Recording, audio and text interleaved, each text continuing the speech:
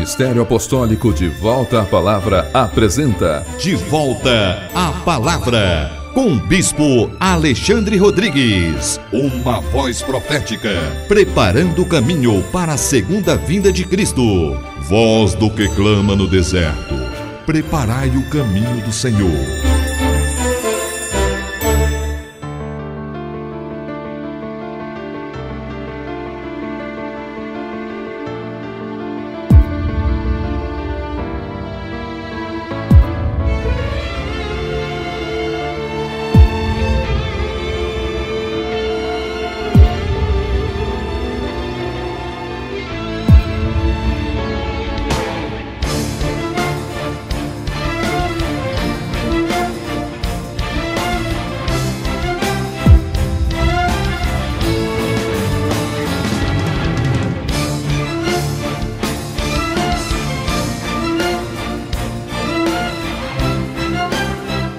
Bom dia! Toda honra e toda glória sejam dadas ao nosso Senhor e Salvador Jesus Cristo, ao Senhor da Igreja e a todos vocês que estão em casa, graça e paz vos sejam multiplicadas. Este é o programa De Volta à Palavra, um programa do Ministério Apostólico De Volta à Palavra, um ministério que é comprometido com a edificação do corpo de Cristo. Você que é salvo em Cristo Jesus, você que crê no Evangelho, você que é membro do corpo de Cristo, da Igreja Mística de Cristo, da Igreja Invisível, da Igreja Militante, você é o nosso convidado para a cada sábado acompanhar as ministrações da Palavra de Deus que são feitas neste programa. O nosso intuito é discutir temas que a Bíblia nos traz, são temas de grande relevância, temas esses que nos falam a respeito da vontade de Deus. É certo que nós devemos ter essa preocupação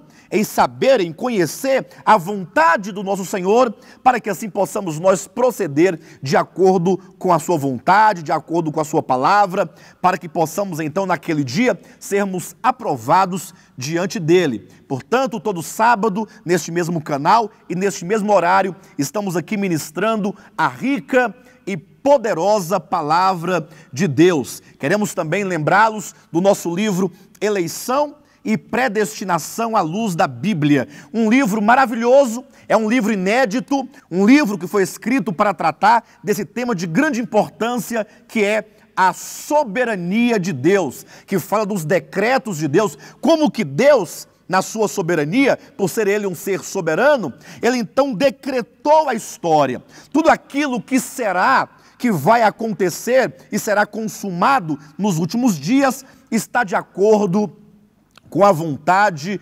diretiva do coração de Deus. Eu sei que muita coisa já foi dita em torno desse tema, até mesmo de maneira negativa. Entretanto, eu quero trazer a você esse desafio. Leia o livro Eleição e Predestinação à Luz da Bíblia. Leia-o com a sua Bíblia aberta, leia-o com seus olhos abertos, com o seu coração aberto, e eu tenho a plena convicção que você vai constatar na Escritura esta verdade que vai certamente nos ajudar muito no nosso caminho, no nosso caminhar, na projeção da nossa vida espiritual. Nós, os que amamos a Deus e a despeito de qualquer coisa, queremos servi-lo segundo a sua vontade. Vocês poderão encontrar o livro Eleição e Predestinação nas livrarias Rocha Eterna ou então no nosso ministério, aqui em uma de nossas reuniões na QI 4, lote 23, setor de indústria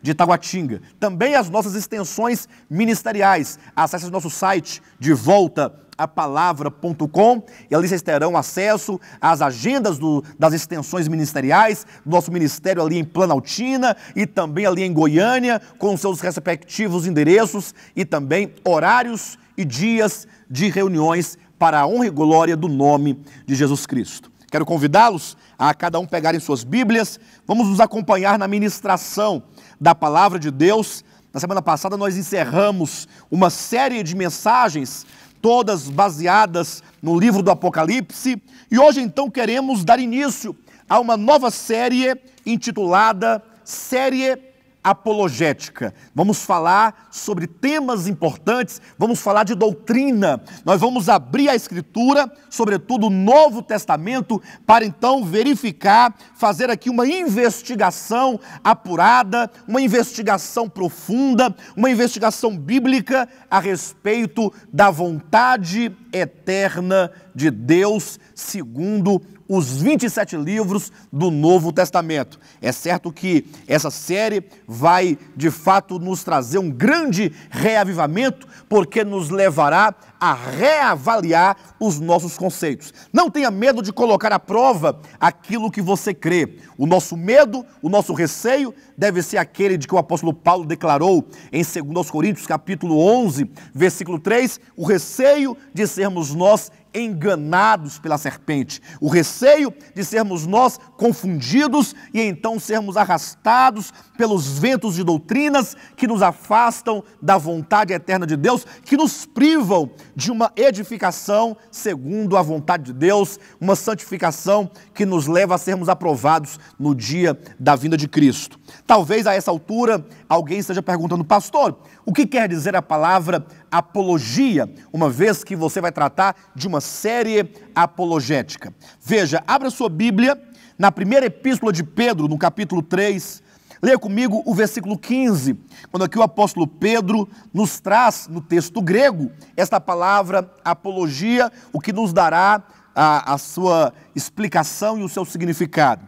Capítulo 3 de 1 Pedro, versículo 15, que nos diz da seguinte maneira: antes, santificai a Cristo como Senhor em vosso coração, estando sempre preparados para responder a todo aquele que vos pedir razão da esperança que há em vós. Vejam, amados irmãos e irmãs em Cristo, que o apóstolo Pedro aqui trazia uma preocupação, dizendo que nós, os santos, nós, a igreja de Cristo, nós, os servos do Senhor, precisamos estar preparados para responder, para dar a resposta adequada a todos aqueles que nos perguntarem, que nos questionarem a razão da nossa fé. Ou seja, por que você crê deste modo? Por que você pratica desse modo? Por que o ministério em que você participa prega dessa maneira, crê dessa maneira e vive desta maneira? Veja que eu sei que nós vivemos num tempo em que há um fenômeno generalizado no meio do povo de Deus, em que os muitos ministérios e os variados ministérios têm maneiras diferentes de crer. Um crê que se deve usar o véu, o outro acredita que não é necessário. Um acredita que deve se guardar o sábado, o outro acha que isso não é necessário. Alguns acreditam que o dízimo é um mandamento do Novo Testamento e deve ser praticado como o era no tempo do Antigo Testamento. Outros acham que não, acham que o tempo do dízimo e essa maneira, ali de Malaquias já passou. Alguns acreditam nos dons de línguas, outros não acreditam. Uns praticam o dom de profecia, outros rejeitam. Uns aceitam todos os dons espirituais indistintamente, outros pensam que eles acabaram e que eles cessaram. E assim, são muitas as divergências no meio do povo de Deus. E eu sei que a maioria dos crentes não estão preocupados com isso. A maioria não está preocupada. A maioria, na verdade, está sendo levado pelo dogmatismo e pelo pragmatismo, e eles pensam que o importante é estar envolvidos de alguma maneira em qualquer uma das igrejas evangélicas. Mas veja, a grande verdade é, a Bíblia é uma só. Nós não estamos aqui para seguir a tradição dos homens. Eu acredito que você, como um servo de Deus, você que nesta manhã assiste a este programa, você não quer seguir o curso do mundo religioso. Você não quer ser daqueles que seguem o que os homens falam, sem que você então verifique na Escritura e venha constatar que essa é a maneira adequada que foi ensinada por Jesus Cristo e por seus apóstolos. É por isso que essa série apologética será de grande relevância. O nosso convite, o nosso apelo e, sobretudo, o nosso desafio é que você participe conosco, assistindo a este programa, passando por cada mensagem e fazendo uma verificação bíblica. Vocês terão aí sempre disponível o nosso site, devoltapalavra.com, onde ali vocês poderão acessar o nosso contato e mandar então a participação de vocês por e-mail, falando o que vocês acham, o que vocês têm visto e verificado na Bíblia Sagrada em relação aos temas que serão discutidos. Lembrando que a nossa discussão, ela se restringe tão somente em torno daquilo que está escrito. Aquilo que não está escrito, que é coisa da sua cabeça, da cabeça do fulano, do beltrano, desse tempo, dessa era, não temos nós nenhum interesse, senão naquilo que Jesus declarou na sua palavra, naquilo que os apóstolos declararam. Até mesmo aquilo que eu penso que é, também não interessa a nenhuma pessoa. Os achismos, fica cada um com o seu próprio. Agora, o que há de comum na busca daqueles que amam a Deus é saber o que a palavra de Deus tem a nos falar. A questão da doutrina é uma questão de extrema importância. Veja que em Atos capítulo 2, versículo 42, ali se referindo à igreja primitiva, à igreja do primeiro século, à igreja inicial, é dito que a igreja, ela perseverava na doutrina dos apóstolos e então na comunhão, no partir do pão e nas orações. Veja que a própria Escritura fala de um ato nobre, de um ato cristão, de um ato de consciência pura, de um ato de consciência limpa, daqueles que inicialmente, eles não somente criam na doutrina apostólica, não somente abraçaram a fé apostólica, mas eles perseveravam na doutrina. Veja que o texto está no singular. Na doutrina dos apóstolos. Ainda que fossem vários os apóstolos, mas todos eles usufruíam, gozavam e participavam, tinham comunhão em uma única doutrina. É a doutrina dos apóstolos, para que não fique nenhuma dúvida, porque muitos pensam, não, uma vez que há muitos ministérios, então pode haver muitas doutrinas. Mas veja que a Bíblia Sagrada nos mostra que ainda que fossem vários os apóstolos, mas era uma só doutrina. Razão porque essa igreja, a igreja então inicial do primeiro século, ali em Apocalipse capítulo 2, representada profeticamente pela igreja de Éfeso, nos é dito que era uma igreja que colocava à prova os que se diziam apóstolos e não eram. Ou seja, aqueles que chegavam com uma conversa distorcida ou com mensagens e doutrinas que não coadunavam com aquilo que estava sendo pregado e ensinado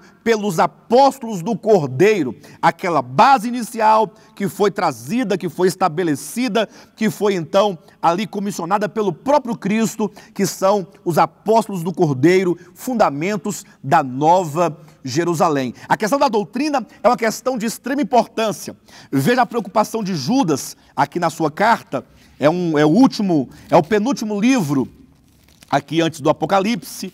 Então, nessa carta, Judas nos traz a seguinte preocupação. Verifique, é o capítulo 1, versículo 3, que diz assim: Amados, quando eu empregava toda a diligência em escrever-vos acerca da nossa comum salvação, foi que me senti obrigado a corresponder-me convosco, exortando-vos a batalhardes diligentemente pela fé que uma vez por todas foi entregue aos santos. Veja que esse texto, ele vem refutar a ideia daqueles que dizem, não, nós não devemos gastar o precioso tempo discutindo doutrinas. Cada um deve crer na doutrina do seu ministério, o que importa é pregar o evangelho. Mas veja que a sua Bíblia, meu querido irmão, a Bíblia Sagrada, ela nos traz uma exortação.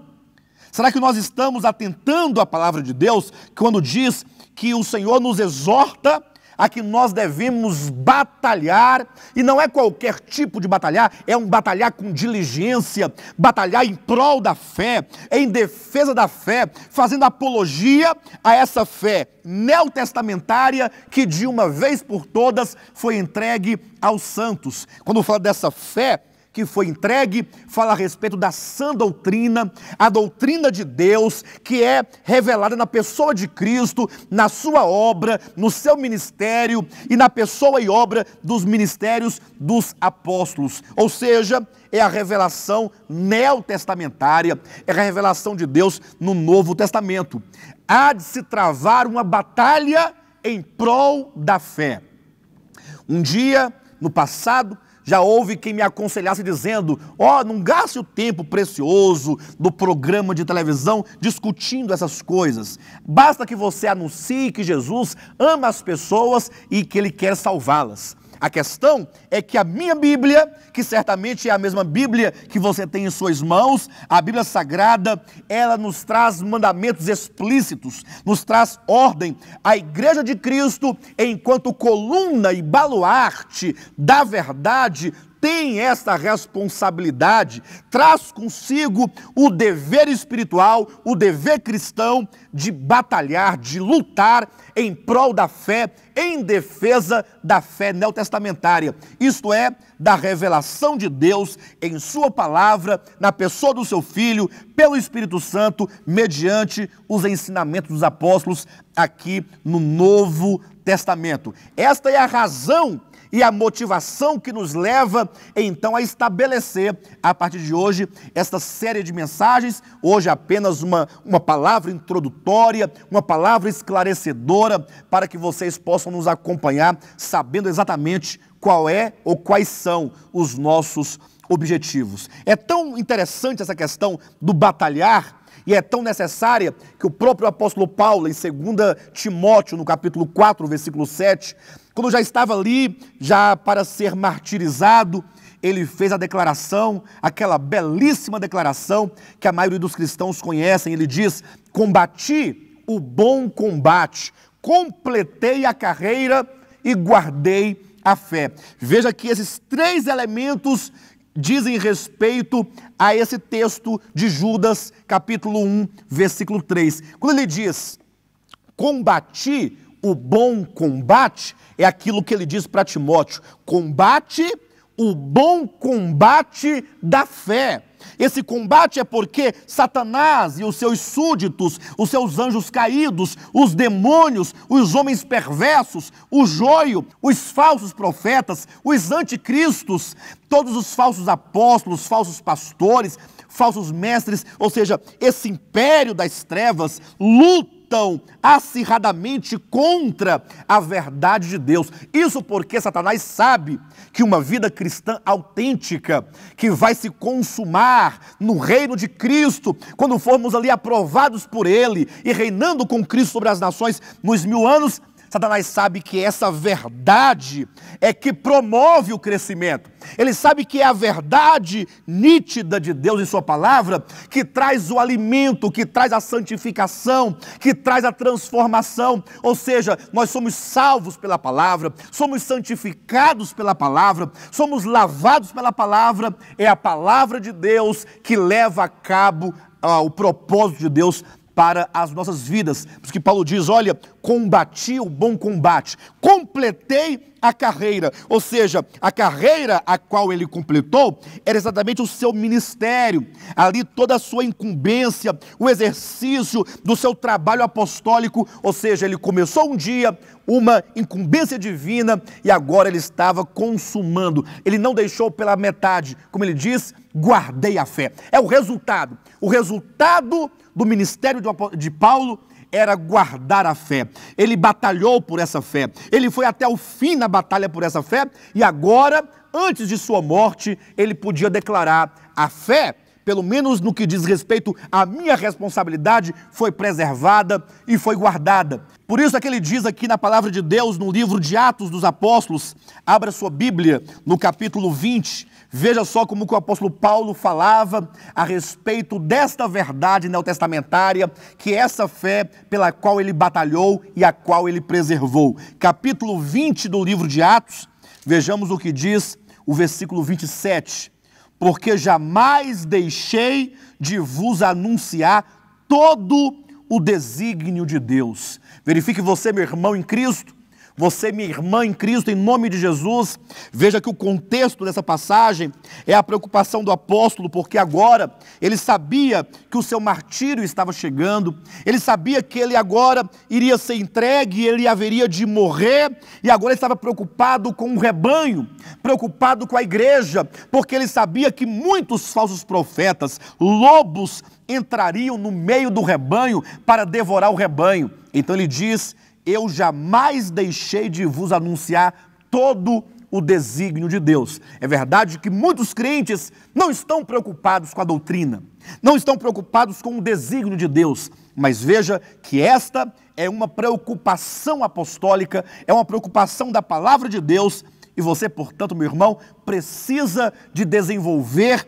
e de possuir esta mesma preocupação, conhecer todo o desígnio de Deus, toda a vontade de Deus revelada na sua palavra. E isso porque a Bíblia nos adverte a respeito de falsas doutrinas. Se nós verificarmos, por exemplo, em João, no capítulo 7, versículos 16 e 17, vamos encontrar ali o próprio Jesus falando: a minha doutrina não é minha, e sim daquele que me enviou. Veja que o próprio Jesus Cristo, ele falava da doutrina do Pai.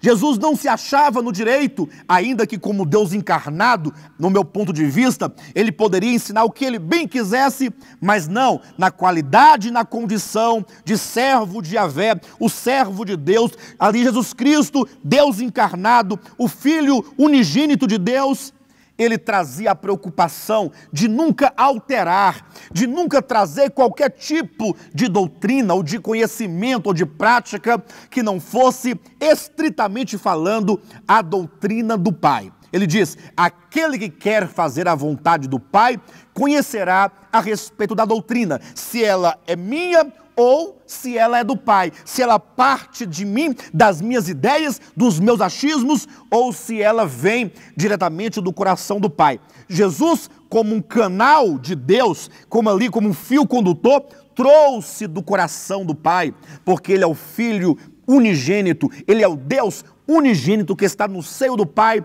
que procede do âmago do Pai e traz até o homem a doutrina de Deus. Esta é a doutrina bíblica. E então, em oposição à doutrina de Deus, conforme está em Colossenses, no capítulo 2, versículos 20 a 22, existem ali as doutrinas dos homens. O apóstolo Paulo, dizendo aos Colossenses, declarou: ora, se vocês nasceram de Deus, ou se vocês morreram com Cristo para os rudimentos do mundo, por que, como se vivesseis no mundo, outra vez vos sujeitais a ordenanças? Não manuseis isto, não proves isto, não toques aquilo outro, segundo os preceitos e doutrinas de homens. Veja que a Bíblia fala da doutrina de Deus, a qual todos os crentes genuínos devem seguir, mas também opõe a essa doutrina de Deus as doutrinas dos homens. Eu pergunto, será que aquilo que você crê, aquilo que você prega, aquilo que você pratica é a doutrina de Deus?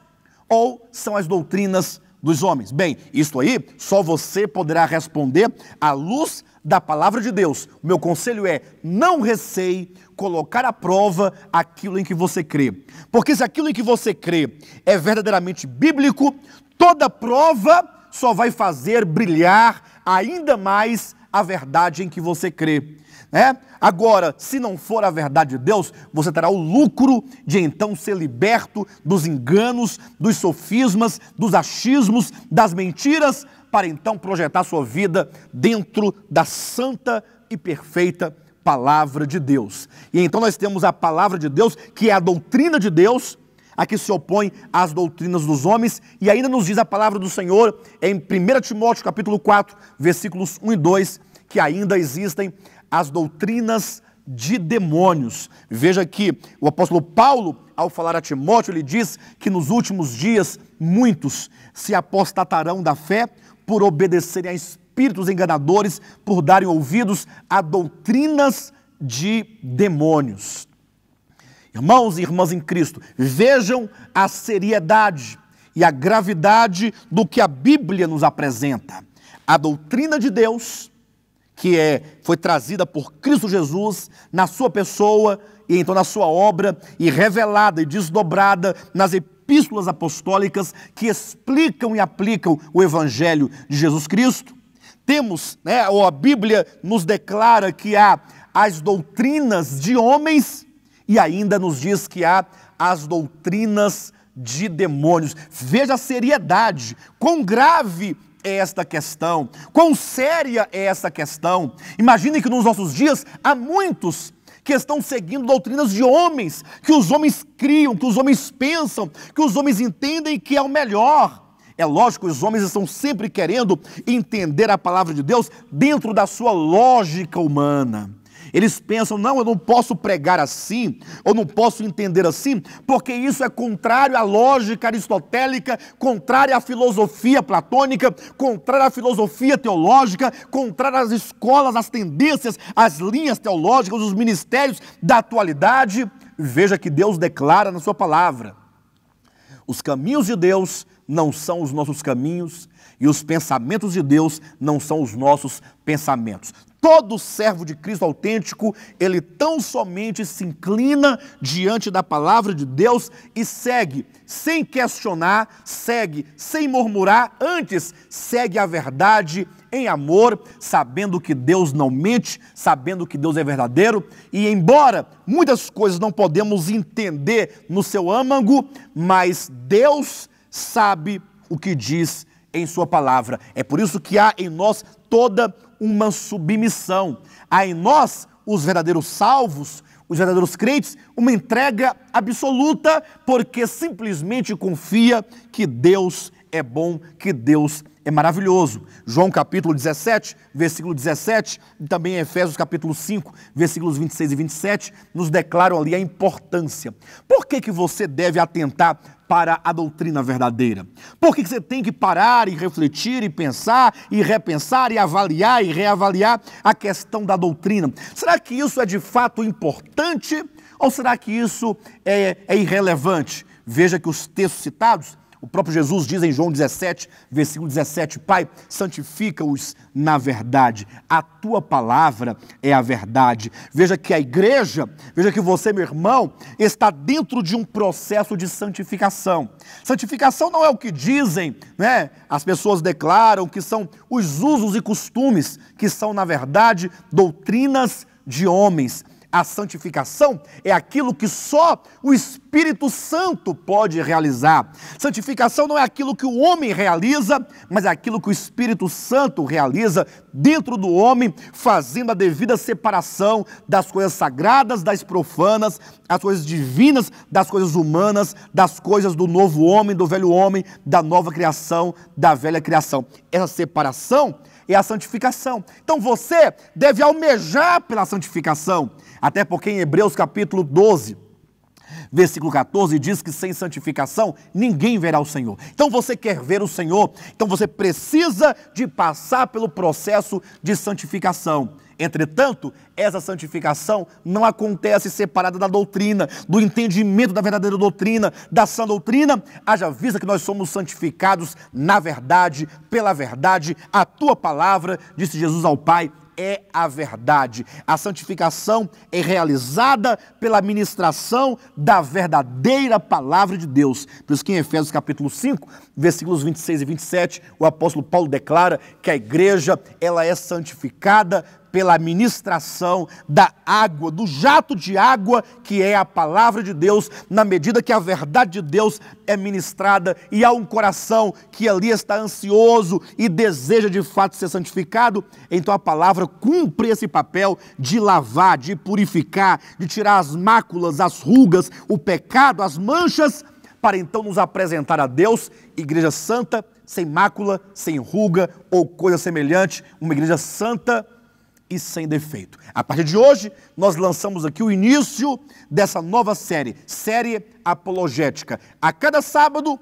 um tema, ou quem sabe, 2 ou 3 sábados para tratar de um tema só. O importante é que nós vamos trazer o tema e vamos então perguntar à Escritura, a Jesus, aos seus apóstolos, a Mateus, Marcos, Lucas, João, o que diz o livro de Atos, Romanos, Coríntios, Efésios, a respeito daquele assunto, e a verdade então será estabelecida sempre numa comparação às doutrinas humanas e às doutrinas de demônios. Vocês são os nossos convidados especiais, não deixem de participar de uma de nossas reuniões em uma de nossas igrejas, aqui em Taguatinga, ou então em Planaltina, ou em Goiânia. Tenham todos vocês um bom sábado, e Jesus Cristo é o nosso Senhor.